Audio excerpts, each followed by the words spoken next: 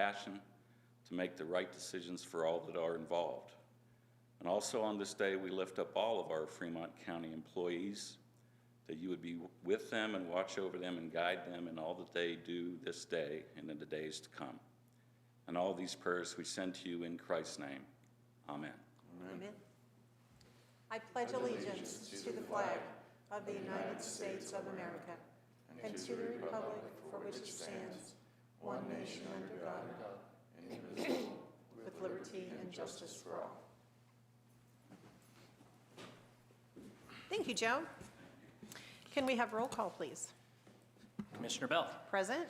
Commissioner McFall. Present. Commissioner Payne. Present. County Attorney Jackson. Present. And for those watching, both Planning and Zoning Director Garrett and County Manager Bryant are in the audience today. All right, thank you. Approval of today's agenda. I am unaware of any changes we need to make. As well, Madam Chair, I move to approve the agenda. Second.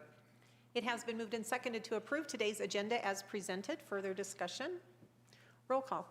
Commissioner McFall. Aye. Commissioner Payne. Aye. Commissioner Bell. Aye. Motion carries. Up next is our consent agenda. I would like to note we are scheduling a public hearing for 10 a.m. Tuesday, July 28th.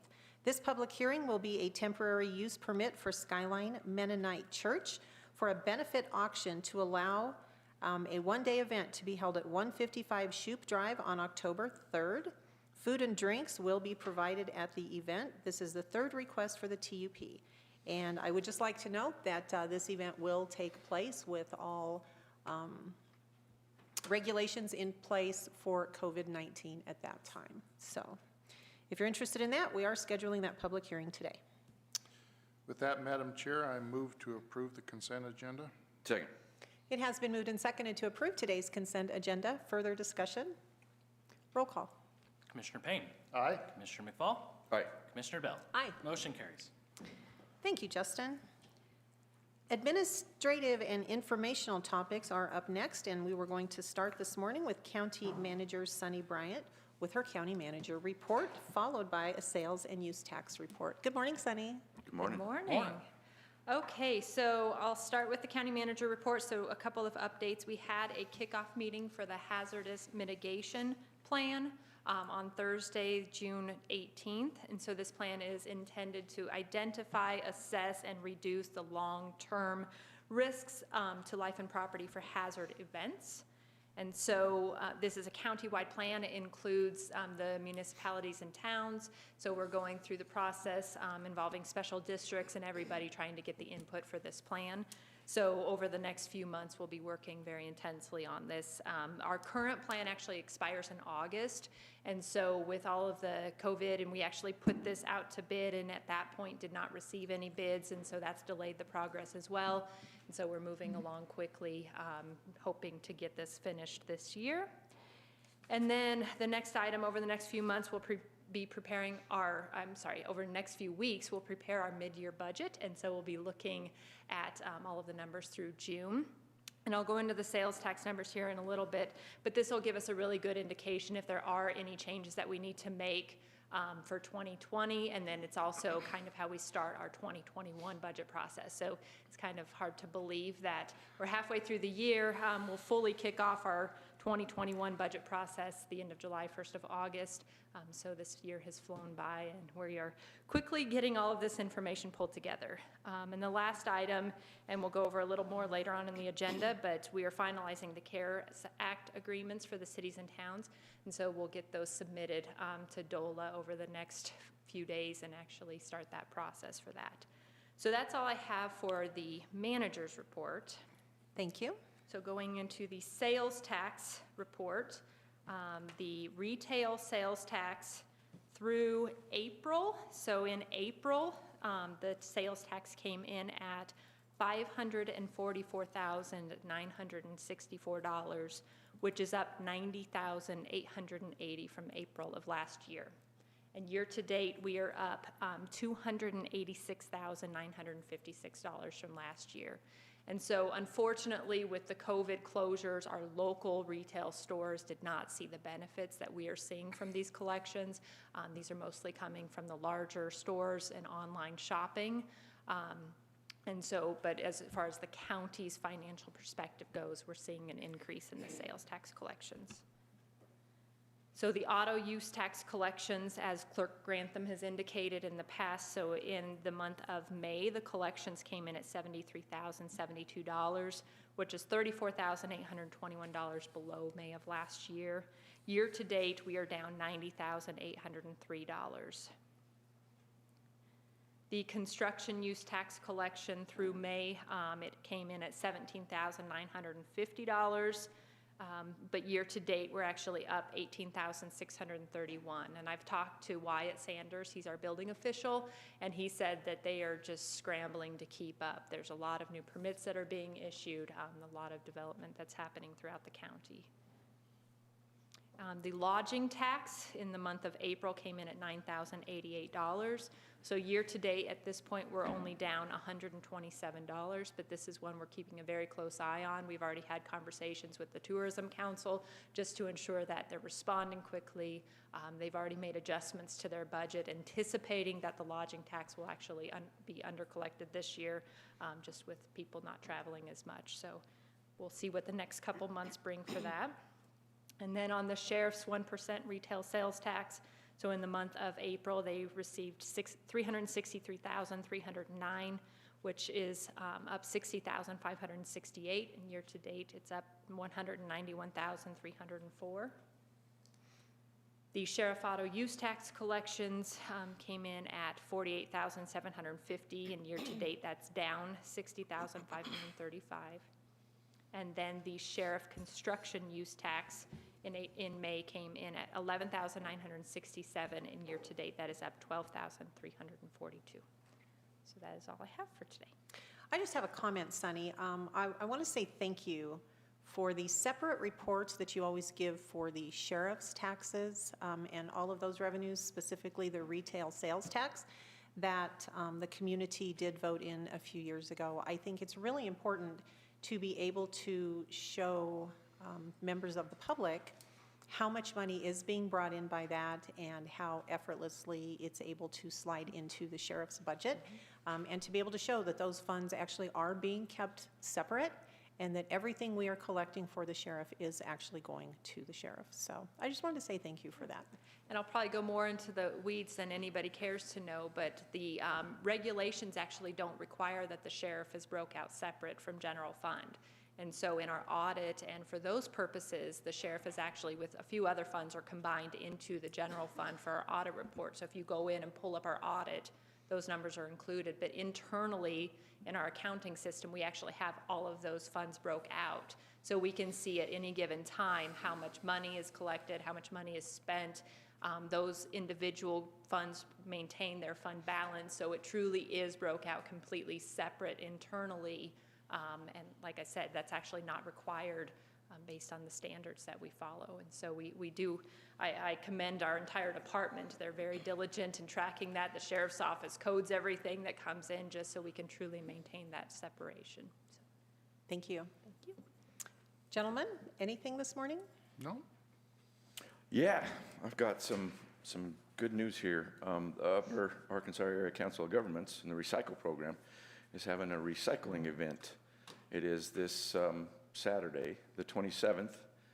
It is from 9 to noon. It's at Bank of the San Juans on 9th and Royal Gorge Boulevard, that location. What this is a chance to recycle monitors, televisions, smoke detectors, CPUs, microwaves, desktop printers, cell phones, laptops, gaming consoles, and tablets. And there is a charge, but it's a lot less charge than what it would normally be if you were to take them somewhere else to get them recycled. These charges are offset by monies given from the county and other entities, so it makes it cheaper to do these. Very good events. There's usually a line. They're going to have this as a drive-through line. They want you to stay in your vehicles, but they'll have you circle in the building, and at some point you'll stop. They'll unload your electronics that you're going to get rid of, and then you'll drive on out of the parking lot. So it's a good event. Again, it's June 27th, 9 to noon at Bank of the San Juans.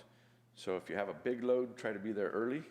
And if you just have smaller items, you've got those 4 hours to get there and recycle your electronics at a cheaper cost. All right, good news. Thank you so much. The only note that I wanted to make this morning is we won't be back here in this room meeting again for our next official board meeting until Tuesday, July 14th, and that means that the 4th of July is going to happen before we all come back together. So the United States of America will be celebrating 244 years in existence. And I just wanted to wish everyone a very happy 4th of July, happy Independence Day, and please stay safe. We're going to be talking about one of those things here in a moment, but just please stay safe and have a great 4th. Madam All Chair. right. Clerk Grantham. Thank you, Madam Chair. I thought I'd reach out and just keep you guys apprised of the situation in motor vehicle as well as elections that's going on right now. With the DMV, I believe from the last week and a half, I can see that we're starting to be totally caught up from January on through since COVID happened and our office is closed. So it looks like the State Department of Revenue has decided not to extend the leniency on the tags expiration and the registration expiration. So that will end on June 30th. After June 30th, late fees will apply as they are in statute. Also, I'd like to give a shout out to all the local law enforcement, Sheriff's Office included, that they've been lenient on expired tags and registration and not pulling people over because our office couldn't handle the influx of 6 months compacted into 6 weeks. So I truly appreciate that, Sheriff, and police officers around the county. I do appreciate that. So I just thought I'd give you guys a heads up. As well as on a positive note, it looks like the stimulus that has gone around the state and the country seems to be having an effect on auto sales. People are buying vehicles.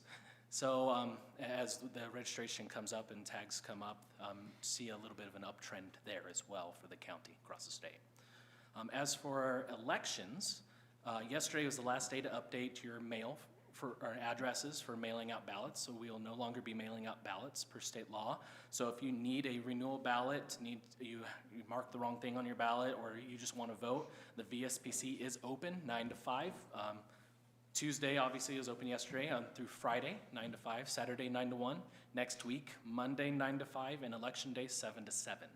And the location of that VSPC is 201 North 6th Street here in town, or otherwise known as the Garden Park Building. So if you want to vote, want to register, need to fix something, that's the place to do it. So, and if anybody has any questions, they're more than welcome to come into the office, email me, call the office. I have a Clerk Grantham Facebook page where I post lots of tidbits about the election, so please ask, and I would be more than happy if I can find it. I'll give you the answer. If not, I'll get you to someone who can. So. All right, thank you so much for those updates. I have a question. I read today and just kind of want to verify that if you are intending to mail your ballot, today is probably the last day to mail it, or is it mail it back, or is it almost too late? So it depends on, so in Canyon City, well, in the Fremont County area, distribution, how it sets is anything that goes to the local post offices goes up to Denver to distribution and then back to us.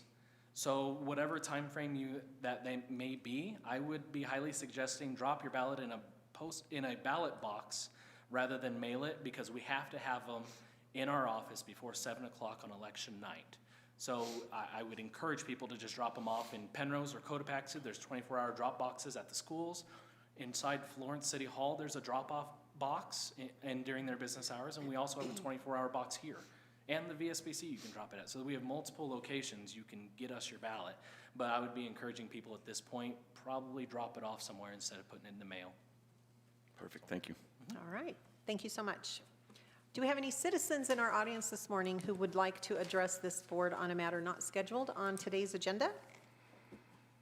I didn't think so, but I thought I'd ask.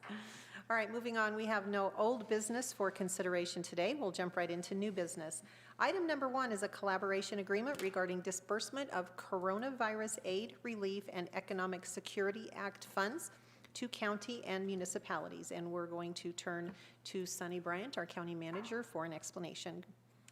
Okay, so as Commissioner Bell just indicated, the Coronavirus Aid, Relief, and Economic Security Act, which is also known as the CARES Act, funds, they are from the federal government. They were allocated to states, and then they will be distributed down through counties. So with a ton of work by our 3 commissioners, various phone calls with the governor's office, with CCI, I'm very happy to say that these funds are actually flowing through the state to the counties, and I'm sure that you all can give a quick background on that after I've presented this. So Fremont County is allotted $4,103,969. So what we had to do is reach out to the towns and cities and work out some form of an agreement on how those funds would be spent or allocated between us and them.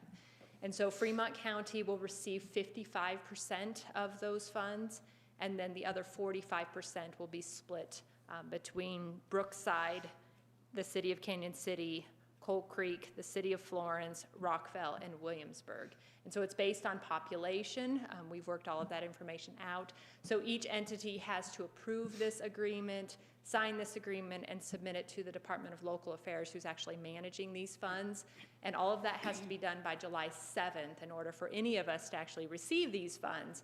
And so we've worked very hard with those municipalities and getting everything put in place so that we can get this submitted and get reimbursement. So the reimbursement period is March 1st to December 30th, and it is COVID-19 related expenditures. So it's actually, we have to show that we incurred those expenses for COVID and then request reimbursement through the state. So that's all I have unless there's All questions. right. Questions, comments? Well, just to clarify, this is for reimbursement on expenses related to COVID, such as, I know the sheriff came up with a whole bunch of, out at his department for cleaning and all kinds of different things. So it is reimbursement, and just want to clarify that, it's just not, we're not just writing a check just to be writing a check. Right. Yeah. I think to piggyback on that, it is requirements by the federal treasury that we have to follow. So anything that was not budgeted prior to this happening that has happened because of COVID is what is eligible for it. So fortunately or unfortunately, some of these small towns may not have any expenses, which is a good thing. So they may not be able to use it. But I think the money that they don't use will stay available for us as Fremont County, where if somebody does need something and an expense, that we can spend it that way so it doesn't go away if they can't use that amount of money that's allocated. So that's a good situation for all of us. And I would just echo what Sunny said about finally getting the state to come through for us and agree to share the state's $2.1 billion with local counties and municipalities. Colorado Counties Incorporated, CCI, which we're all very involved with, attend a lot of meetings with CCI, but I know CML, the Colorado Municipal League, was our partner in that. And so all of our towns and municipalities, I believe, belong to CML, and with the county as CCI, I think when we all banded together, we were a pretty fearsome organization to be dealt with. And so we were really, really happy to see that the state eventually decided they could part with $275 million of that for these smaller municipalities and counties located here in Colorado. That took a lot of work, but we finally got it done. So I'm really thrilled with the results. So thank you so much, Sunny.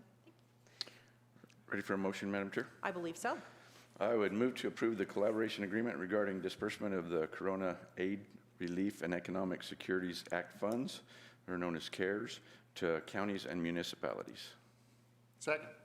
It has been moved and seconded to approve the collaboration agreement regarding disbursement of CARES Act funds to Fremont County and to our local municipalities. Further discussion? Roll call. Commissioner McFall. Aye. Commissioner Payne. Aye. Commissioner Bell. Aye. Motion carries. Thank you. Up next is a resolution prohibiting the sale, use, and possession of fireworks in unincorporated areas of Fremont County. And we have with us this morning our Fremont County Sheriff, Alan Cooper. Good morning, Sheriff. Good morning, Sheriff. Please step on up and tell us what you're wanting us to do this morning. I've been keeping track of the extended weather forecasts for Fremont County. They don't look good. The recent rains that we have had have not gone far enough to mitigate our present fire danger, and the long-term forecasts that I'm receiving indicate that this is going to be the trend probably through the balance of the year. For that reason, and because of the low moisture content in our 1,000-hour fuels, I'd like to ban the sale of fireworks within Fremont County to reduce the chances that we may have a wildfire. Okay, so this resolution, which is number 40, will ban the sale, use, and possession of fireworks, but this is only in the unincorporated areas of Fremont County, just to That's be as correct. clear as we possibly can be. All right, gentlemen, discussion, questions? Yeah, a little bit. We are currently under stage 1 fire restrictions as we stand. Personally, I don't think we're too far away from stage 2 because of what you just said. Yeah, that far. very, very, very close. The moisture in the fuel is almost non-existent. It's probably less than 5% at this point. Yeah, we're getting a few evening showers, but those don't compensate for what we've lost. So the fuels out there are very, very dry. And as people know, when those trees and those mountains up there start on fire, they burn rapidly. And then with the winds that we've had, it pushes them real quick. So this is totally a safety issue that's happening right here. It takes away no one's freedoms for the 4th of July, which you spoke about earlier. I hope everybody can celebrate it. Just don't shoot stuff in there and start a fire and burn your neighbor's house down, or any Or your own. or your own 16,000 acres. It's a secure safety thing. And there are a lot more people out and about in the high country. The last 2 weekends I've gone out and just kind of roamed the county. I'm seeing a lot more people in campers, a lot more people in tents than I've ever seen in my 30-plus years of law enforcement. And on top of that, not only is the county in stage 1, BLM and U.S. Forest Service are also in stage 1 Yes. fire restrictions. When you move up to Chaffee County, they're in stage 2. So it's restrictive all the way through. So, and it's illegal to shoot fireworks on public BLM and U.S. Forest Service anyway. Correct. With fires, but still, just keep that in mind. It's very, very dry out there. All right, anything further? Nope. Prepared for a motion? Okay, Madam Chair, I move to approve resolution number 40, prohibiting the sale, use, and possession of fireworks in unincorporated areas of Fremont County, in accordance with Fremont County Ordinance Number 1, Series of 2012. Second. It has been moved and seconded to approve Resolution Number 40, which will prohibit the sale, use, and possession of fireworks in all unincorporated areas of Fremont County for this year. Further discussion? Roll call. Commissioner Payne. Aye. Commissioner McFall. Aye. Commissioner Bell. Aye. Motion carries. Thank you, Thanks, Sheriff. Thank you. We turn next to the extension of the current Fremont County Local Disaster Emergency Declaration, and I will ask our County Attorney, Brenda Jackson, to give us a few words on this. Good morning, Brenda. Good morning. Good morning. This resolution, we've done 2 extensions prior, I believe, perhaps 3. But we're trying with our local emergency disaster declarations to track what the state of Colorado is doing as far as timing. And the state of Colorado has extended theirs well into July. And so in keeping with that and to remain eligible for funding and disaster assistance from the state and federal governments, it's necessary for Fremont County to extend our local disaster declaration. Although our COVID cases remain pretty stable, which is an indication of how seriously we're treating the virus, we aren't seeing any spikes in the cases. We need to continue that kind of behavior to keep the cases low and to keep our businesses reopening. So this is just extending the disaster declaration so we can continue monitoring and regulating public health and receive eligible funding for the cost of doing that. Thank you. I would add to what Ms. Jackson just described and the low number of cases that we do have here in Fremont County. There are some communities throughout Colorado, even in rural areas, that have just been completely overwhelmed. Fortunately, Fremont County is not one of those, and it's because everyone is doing a really good job of what we continue to ask of them. So we'll just continue to make that ask. You know that masks still are, if not absolutely required, they're recommended when you go out and into other public spaces. And we all have ours here this morning. We're not wearing them as we're speaking into a microphone because we realized you couldn't hear us at that point. But continue your social distancing efforts and continue to be safe. So stay healthy, all of you. Stay open, stay healthy, I think is what we were talking about yesterday. Stay healthy, So stay open. Stay Yeah. healthy, stay open. Right. Yeah, that's exactly right. So gentlemen, do you have anything further to add? I have a motion. I'm ready. I move to approve resolution number 41, which is an amendment to the declaration of the local disaster emergency, extending the expiration date to July 29th, 2020. Second. It has been moved and seconded to approve Resolution Number 41, an extension of the Fremont County Local Disaster Emergency Declaration until midnight, July 29th of 2020. Further discussion? Roll call. Commissioner McFall. Aye. Commissioner Payne. Aye. Commissioner Bell. Aye. Motion carries.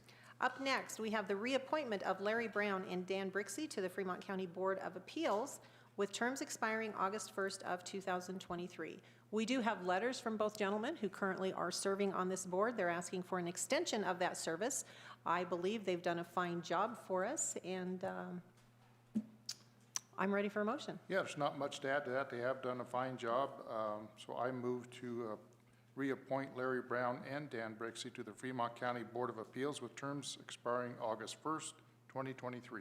Second. It has been moved and seconded to reappoint both Larry Brown and Dan Brixey to the Fremont County Board of Appeals with terms that will expire August 1st of 2023. Further discussion? Roll call. Commissioner Payne. Aye. Commissioner McFall. Aye. Commissioner Bell. Thank you. Commissioner Bell. Aye. Sorry. Thank you. All right. We have next before us appointment of a new member to the Penrose Community Library District Board of Trustees for a term that will end December 31st, 2024. We have a letter from Christy Lindsay of the Penrose Community Library District asking us to appoint Donna Copic to replace Sandy Johnson, who left her position midstream. That, Madam Chair, we do a lot take the recommendations of those directors. With that, I move to appoint the new member to the Penrose Community Library District Board of Trustees, Donna Copic, term ending December 31st, 2024. Second. It has been moved and seconded to take the recommendation from the Penrose Community Library District and appoint Donna Copic to the Board of Trustees for the balance of a 5-year term that will end on December 31st of 2024. Further discussion? Roll call. Commissioner McFall. Aye. Commissioner Payne. Aye. Commissioner Bell. Aye. Motion carries. We do have a public hearing scheduled for 10 a.m., but we have one more item of new business we're going to go ahead and take care of first. This one is a Community Development Block Grant Housing Grant Agreement between the State of Colorado Department of Local Affairs and Fremont County. And we have with us this morning Amanda Allen. Good morning, Amanda. Morning. Good Good morning. morning. So I am reapplying for our single-family owner-occupied housing rehabilitation program. It's a mouthful. We have been doing this program at the Council of Governments for approximately 30 years, and we are wanting to do it again for another 3-year grant. In the last period, we assisted 48 families, and 36 of those families were here in Fremont County, and the rest were in the other 5 counties that we cover. So we're asking again if you guys would also want to waive any of the permit fees or water tap fees, or give a discount to the families so that we can continue helping our low to moderate income families and stabilize our housing, our low income housing. Thank you, Amanda. Housing continues to be an issue here in Fremont County. I don't think that's going to come as a surprise to anyone. No. And I believe what we've done in the past is we have chosen to reduce building permit fees by $100 per unit rehabbed within Fremont County. Fremont County's jurisdiction. There are some things on your list that we can't do. We don't have water or sewer taps through the county, so we can't reduce those fees. So I believe this is the thing that we have chosen to do in the past. I think it's good to mention here that this is a pass-through grant for one thing. The COG is the one that not services the grant, but I guess that's what you do. Make sure that the funds are used like they're supposed to and paid, but it's got to come through the county. But it is affordable housing, and it does help a lot of people, as you said, how many you helped last year. So hopefully we can help some more this year. It's a great program. It's afforded people that normally wouldn't be able to have their home. So I think the work is great, and I hope we keep it up. Okay. Anything else? With that, Madam Chair, I move to approve the Community Development Block Grant. This is a housing grant agreement between the State of Colorado Department of Local Affairs and Fremont County. And would you include with that the $100 discount on building permit fees? Yes. Okay. Second. Was there a question there? All right, it has been moved and seconded to approve the Community Development Block Grant Housing Grant Agreement between the State of Colorado, Department of Local Affairs, and Fremont County as a pass-through grant. And this motion also does include signature on the letter of approval, including reducing building permit fees by $100 per unit rehabbed within Fremont County. That is a mouthful. All right, further You see my discussion? hesitation there. Anything else? Roll call. Commissioner Payne. Aye. Commissioner McFall. Aye. Commissioner Bell. Aye. Motion carries. Thank you, Amanda. Thanks so much for all your hard work on this. All right, the hour has reached 10 o'clock. We have a public hearing scheduled. This is for conditional use permit 90-012 Desert Reef. This is the current CUP will expire on October 23rd. This is for an operation located south of Florence on County Road 110. And we have with us this morning, I'm assuming, are you Rosalia? Rosalia Conrad. Good morning. Good morning. Good morning. Thank you for being here. So would you like to address briefly what your request is? Tell us a little bit about Desert Reef. The Desert Reef Hotspring has been in business out in Fremont County for 34 years. My husband was the owner from 2003 on. Prior to that, he was in partnership with Bob Kellner, who passed away 2003. My husband passed away 2017, and I am now the current owner. And the guys got the permit 30 years ago, and it falls to me to renew that. So the business continues to operate out there successfully, and we're glad to be back open the last weeks. And I understand with this request, you are asking for a lifetime renewal? Yes, I am, and if that's possible. So that I won't have to go through this process again. I probably wouldn't be around in 30 years to do that, but whoever is after me would be. And with that comes a question as if this permit would be transferable in the event that I would pass this on to someone else. Okay, we will ask Planning and Zoning Director Sean Garrett to address that in a moment when he stands up, okay? Anything further for Ms. Conrad? No. Not at this time. Okay, we'll turn to Mr. Garrett for a staff report. Thank you.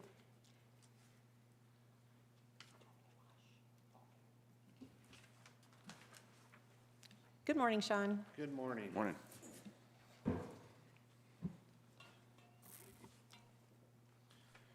Okay, so just to answer quickly her question, she can do a transfer of ownership. That's a pretty simple process. That'd be an application when that time comes after this approval. for renewal. And they would just contact They would the just contact the department. And then Department would of Planning and help them Zoning. go through that. Yep. Okay. So as far as the submittal in front of you, the original approval was granted in 1990 for a 30-year period.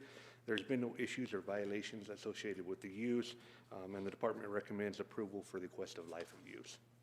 No complaints or violations. Yeah, and I think that's very important. That's for pretty this board. amazing, too, Yeah. that that long of time in business and no complaints or anything. So that's awesome. Good job. Absolutely.